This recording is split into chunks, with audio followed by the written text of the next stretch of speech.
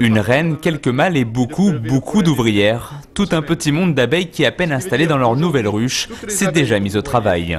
Au total, chacune de ces colonies peut accueillir jusqu'à 60 000 abeilles. Un chiffre important qui ne masque pas pour autant la menace qui pèse sur cette espèce. En 10 ans, 14 milliards d'abeilles ont été tuées en France. Une véritable hécatombe pour une espèce nécessaire au maintien de la biodiversité. Elles font 3 km. Alors 3 km, il y a des jardins, il y a des vergers, il y a des arbres, donc elles vont butiner toutes les fleurs. La plupart de nos légumes, des fruits que l'on mange sont pollinisés par les abeilles, et sans cette pollinisation, nous ne pourrions pas vivre comme nous vivons aujourd'hui.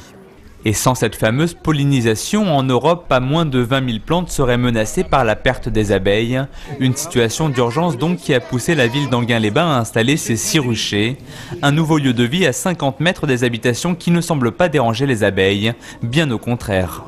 Il y a plus de pesticides dans des plaines en culture extensive, bien sûr, que dans une ville où nous devenons presque garants d'un bel équilibre, ici à Enghien-les-Bains.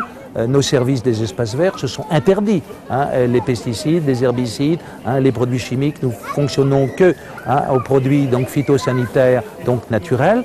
Un confort qui devrait aboutir à la première récolte du miel d'Enghien-les-Bains prévue pour la mi-septembre. Un arrivage attendu surtout par les plus jeunes qui auront de quoi se régaler. Chaque ruche peut produire jusqu'à 50 kg du nectar sucré.